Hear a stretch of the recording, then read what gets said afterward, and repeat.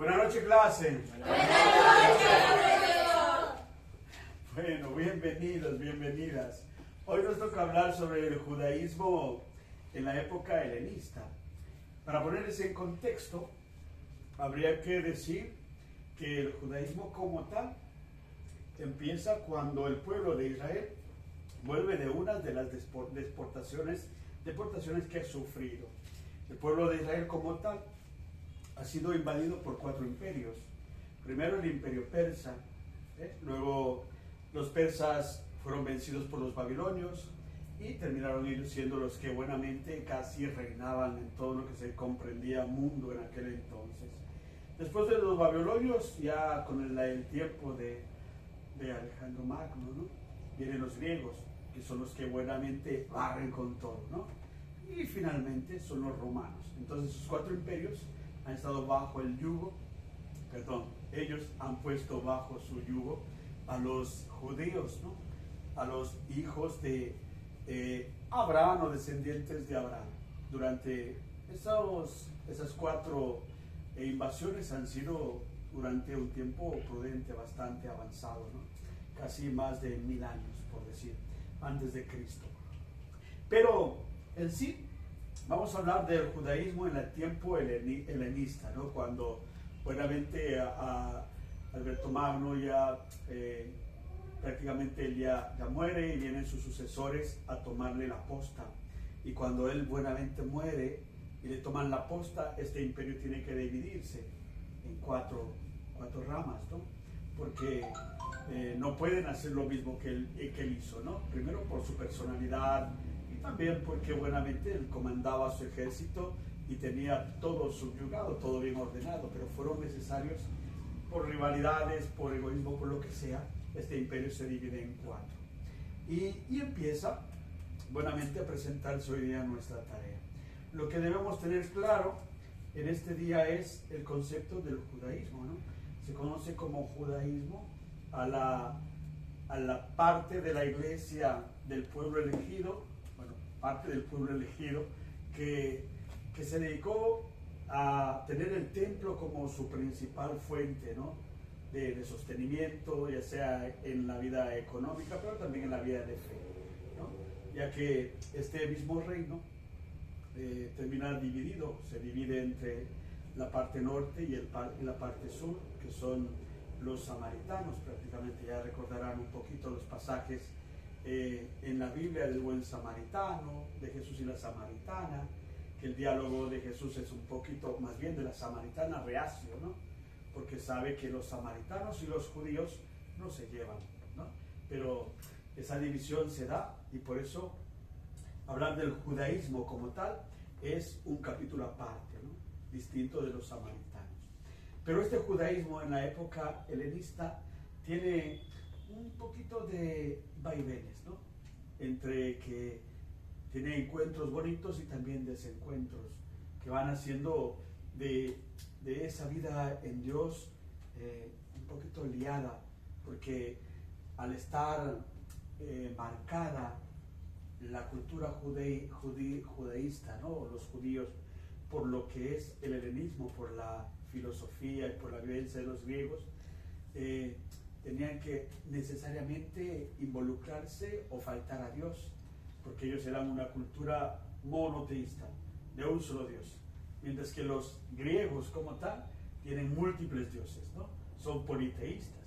Entonces siempre va a haber confrontación, y de ahí es que han venido muchas desavenencias. El pueblo ha tenido muchas infidelidades con Dios, le ha faltado, ¿no?, en la fidelidad, porque en el ser conquistados, los judíos han tenido que ser prácticamente extraditados, sería la palabra para nosotros hoy día, ¿no?, extraditado, pero no por su propio, el gobierno les saca, le manda de ese sitio, pero la palabra que utiliza la Biblia es desterrados, ¿no?, pero siendo desterrados, extraditados, para que ustedes entiendan, ¿no?, a otro lado, obligatoriamente por el gobierno, ellos tuvieron que, para casarse, ellos o sus hijos, buscar mujeres de otra cultura, que tienen otros dioses, y eso le creó problemas, ¿no?, y se fue un poquito manchando el judaísmo, ¿no?, que era monoteísta, se fue convirtiendo en politeísta.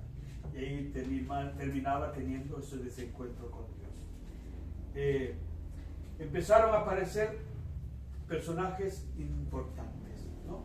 Como digo, el reino que hizo el gran Alejandro Magno de conseguir, de conquistar, tuvo que dividirse en los Ptolomeos, ¿no? Estos fueron un poquito haciendo presión con el pueblo y muchos de ellos llegando a hacer una estatua de ellos mismos y ponerla en la plaza central y decirle a todo el reino: ustedes tienen que venerar a esa estatua como su Dios, tienen que rendirle culto, tienen que hacer toda reverencia, todo homenaje, porque Él buenamente es el que representa a ustedes. Es decir, esa es la idolatría, ¿no?, que se da mucho en ese tiempo, y por eso aparecen los macabeos. Aparece una historia muy bonita en la historia de la salvación, que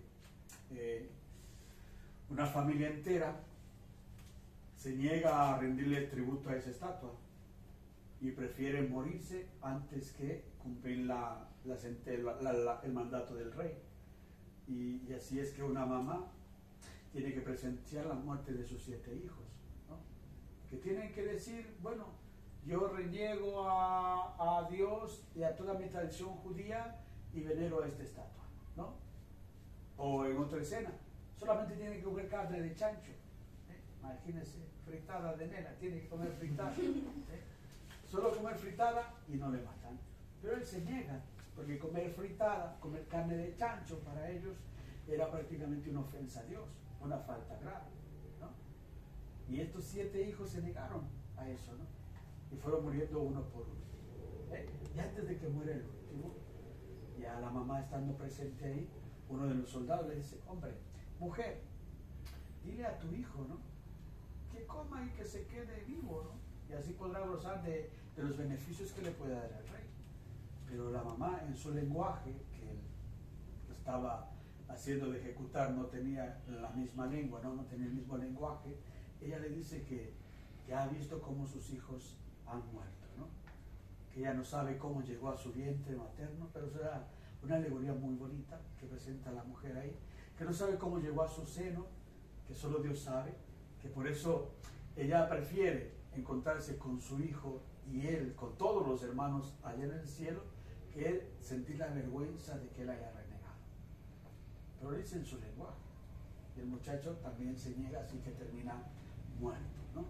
Entonces, todo eso en el tiempo helenista que pasa en torno al judaísmo, ¿no?, que se ven obligados por los reyes o por las autoridades máximas a hacer sacrificios, a hacer cosas que están fuera del alcance de un judío, y ellos se niegan, ¿no? Todo esto pasa, estas y muchas cosas más pasan, hasta que llega la dinastía de los Asmoneos, que ellos también, bueno, en su manera siguen insistiendo, pero son de pronto un poquito más blandos, ¿no? Pero igual como que ya va llegando más liviandad, un poquito más serenidad. Bueno, termina la época helenista y entra ya el Imperio Romano. Los romanos logran conquistar después de haber, bueno, en ese tiempo las guerras son algo muy frecuente, ¿no? Pero guerras entre imperios, porque yo quiero conquistar más tierras, más tierras, más tierras, más tierras, y es el afán de los emperadores. Y le llega el tiempo al Imperio Romano, que prácticamente es el que casi domina.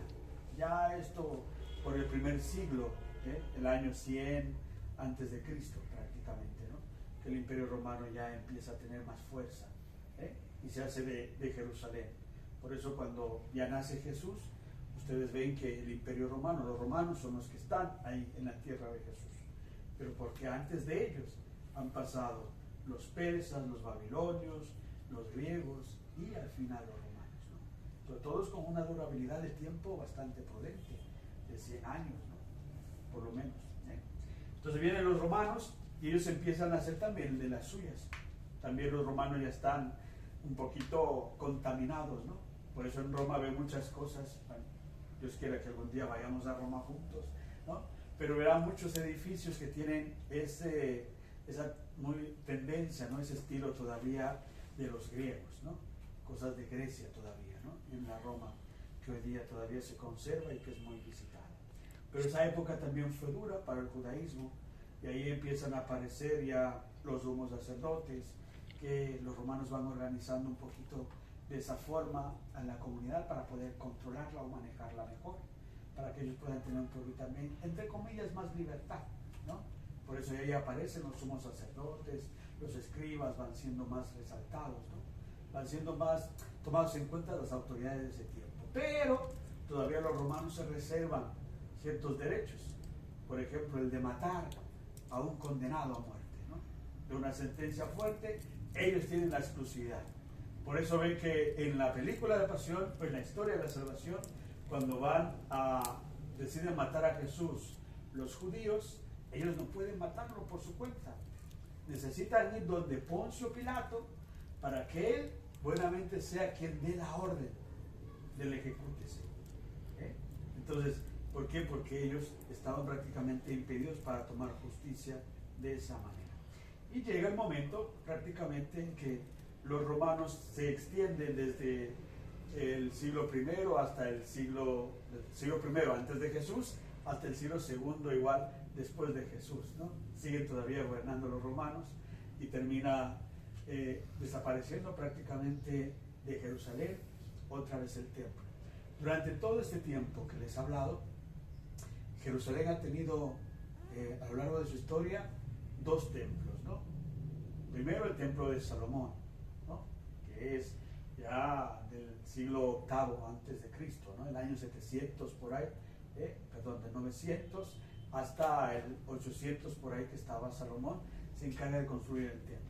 Pero después viene la invasión, uno de estos países, los persas destruyen el templo, de Salomón, y tienen que volver a edificarlo. Ya en tiempo de los babilonios, vuelven otra vez a construirlo. Entre Darío y Ciro son los emperadores que dan permiso para que la gente vuelva y construyan el templo. Es el segundo templo, ¿no?, que tiene Jerusalén. Como digo, para Jerusalén el templo es lo máximo, ¿no? Es su punto de referencia política, económica y religiosa. Por eso un judío siempre tiene que llegar al templo. Y aunque el templo sea allá abajo en Barrio Lindo, ellos dicen, vamos a subir a Jerusalén, ¿no? Vamos a subir al templo, ¿no? Entonces, pero ellos esto es allá abajo, ¿no? Pero dicen, vamos a subir al templo y punto, ¿no? Porque para ellos siempre el templo está en lo más alto, ¿eh? Entonces el segundo templo que se destruye, y ya los romanos, el año 70, ya en la era cristiana, destruyen otra vez el templo, ¿no? Se destruye otra vez el templo y queda prácticamente lo que se conoce ahorita como el muro de las lamentaciones, de los lamentos, ¿no?, que hay en Jerusalén. Como digo, Dios quiera que algún día nos vayamos a Roma o Jerusalén, y ahí podamos ver estos sitios y compartir más. Pues bueno, para dejarles ahí, hasta ahí, poder ir a hacer nuestras tareas, que podamos quedarnos con esa anigüita, con esa inquietud, ir a descubrir más cosas que nos puedan seguir alimentando en la fe y podamos seguir conociendo más la historia del pueblo escogido, de la tierra de Jesús. Así que gracias a su atención, gracias a quien hace de cámara, bendiciones a todos los amigos, a los maestros que nos miran por esta grabación. Les saludamos cordialmente. Chao, chao, bendiciones.